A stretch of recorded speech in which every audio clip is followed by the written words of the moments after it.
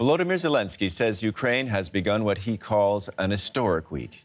With fighting raging on in the Donbas, the Ukrainian president has predicted that Russia will likely intensify its attacks in the coming days. His warning comes as Kyiv awaits a landmark decision from European Union leaders on its bid for candidate status. Let's listen in on what Zelenskyy had to say. This week, we should expect greater hostile activity from Russia, and not only against Ukraine, but also against other European countries. We are preparing. We are ready. Let's go to DW correspondent Rebecca Ritters, who's standing by for us in Kyiv. Rebecca, Ukraine's President Volodymyr Zelenskyy said on Sunday that he expects Russia to intensify attacks. What does he mean by that, do you think? Well, I think in Ukraine, he's talking about an intensification on the battlefield, something we have seen in the last couple of days. He may also be referring to other random attacks on cities not on the front lines, perhaps Kyiv. Perhaps there was a similar attack when Antonio Guterres, the head of the UN, visited some weeks ago now. There was a one-off strike here in Kyiv, and everyone sort of took that to be a bit of a warning strike from Russia. When the three leaders of Germany, France and Italy came last week, many were expecting something similar here in the capital. That didn't come to fruition. So there's perhaps something that President Zelenskyy is also referring to being possible this week in particular. We know it's an important week when it comes to this EU candidate status vote happening in the European Council. But he was also, of course, referring to attacks on Europe. Now, when it comes to that, he'll no doubt be referring to a tightening of the gas supplies, which we've also seen Russia doing in recent days or weeks on European countries, making the price of gas soar. It's really one of the only weapons he has against the West at the moment, but one that he's very prepared, as we see, to use. You're talking about the attacks that didn't occur, but one thing that Russia is doing is making claims about the Ukrainian army suffering heavy losses in considerable detail. What more do you know about that?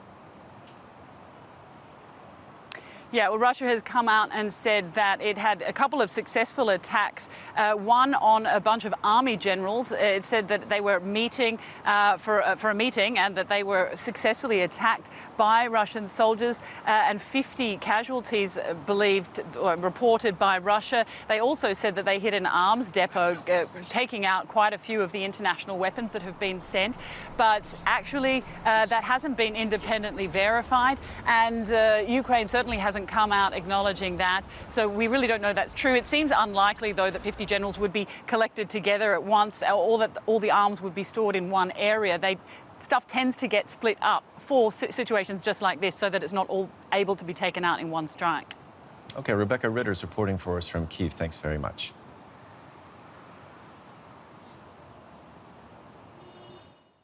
Top Ukrainian officials say they need a massive increase of military hardware if they are to drive Russian forces out of their country. Right now, Western allies have supplied Ukraine with just over 100 howitzers, just 1/10 of what Ukraine says it actually needs. And no rocket launchers have been arrived, even though Ukraine has asked for 300 of them. DW's Nick Connolly reports from the front lines in the southern Mykolaiv region, where Ukrainian forces have been struggling to keep Russian troops at bay. Russia may be making gains in the Donbas, but it's a different story here, 600 kilometers to the southwest in Mykolaiv. Ukraine is pushing Russian forces out of villages like these and closing in on the Russian-occupied city of Kherson. But Ukrainian commanders worry their advance could run out of steam, be stopped, or even reversed. After more than 100 days of relentless fighting, their supplies of weapons and ammunition are running dangerously low.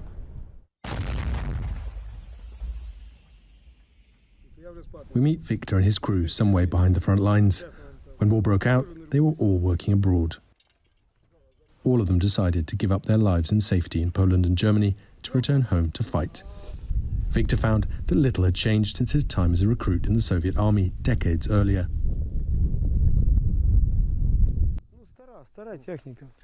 This howitzer is just old. It's way past its prime. We've been making the most of it, but what can you expect from a weapon built almost 50 years ago?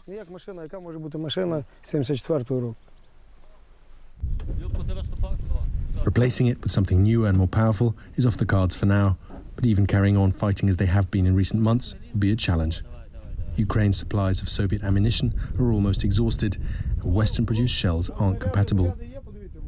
With Russian missile strikes a constant threat, producing weapons inside the country is near impossible, leaving Ukraine playing for time while it waits both for Western artillery and the shells to go with it.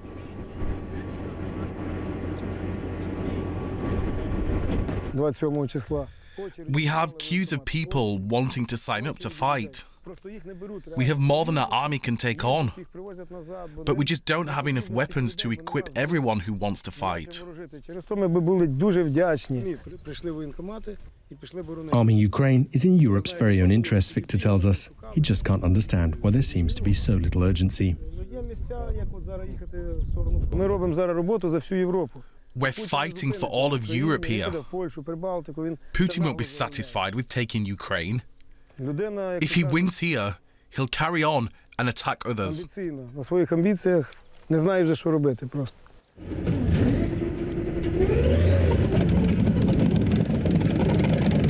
Ukraine is already paying a high price for being outgunned, with daily casualties running at several hundred a day.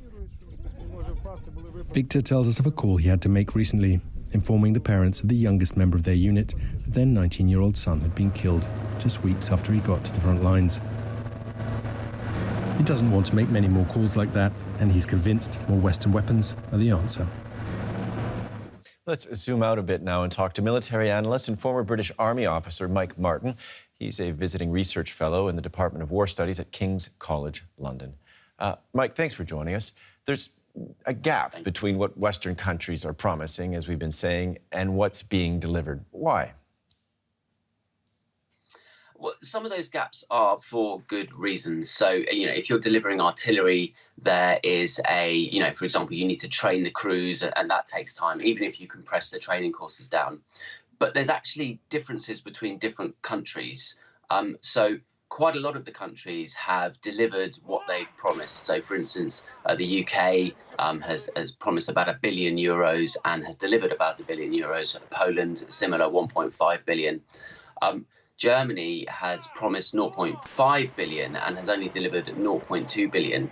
And I think that rather than, there is, of course, a training gap, but I think there's probably two things in Germany. One is a sense of overcoming the historical political inertia. So Scholz made his famous speech, but that takes time to feed into the system. And secondly, I think there's a feeling of bureaucracy taking over and delaying some of those weapons deliveries. And I'd just like to ask you a question about the claims Russia made over the weekend that it killed more than 50 Ukrainian generals and officers in an attack on a military meeting, and took out as well 10 American howitzers. Does that seem plausible to you? No, that's completely implausible. The highest value targets on any battlefield are the senior commanders, because it takes 20 or 25 years for them to gain the experience to be able to run an entire battlefield. They would never, ever be located in the same location together unless that location was the capital city of their own country. They would never come together on Ukrainian territory like that. Just a question, if I may, about the policies that Western countries are having vis-a-vis Ukraine. There seems to be a bit of a division about how to deal with Russia, and perhaps how Ukraine should come to terms with Russia. Do you think that's a problem in this conflict? I think it is, and this is feeding into the weapons deliveries. In a sense, it is the nature of an alliance. So NATO is an alliance of 30 or 40 countries. But within that alliance, we have varying views on what the strategic goal should be for the West. So at one end, we have the goal should be the defeat of Russia within Ukraine. So the Russian forces must leave Ukraine. Next, we should be using Western weapons and Ukrainian troops in order to bleed Russia, so to really make them pay and to degrade them as a military force. And then at the other end of the spectrum, we have, what we don't want to do is to have Ukraine lose. And you can see with those three different strategic outcomes, different countries are in different positions, and within different governments, I think you find that some people are advocating for harsher measures and some are advocating for weaker measures. And it really takes a long time to get everyone on the same page. Although I have to say, we have been fighting this war now for over 3 months, and for the West not to have a united strategic goal is pretty poor. All right. Military analyst Mike Martins, thanks so much for that insight. Thank you.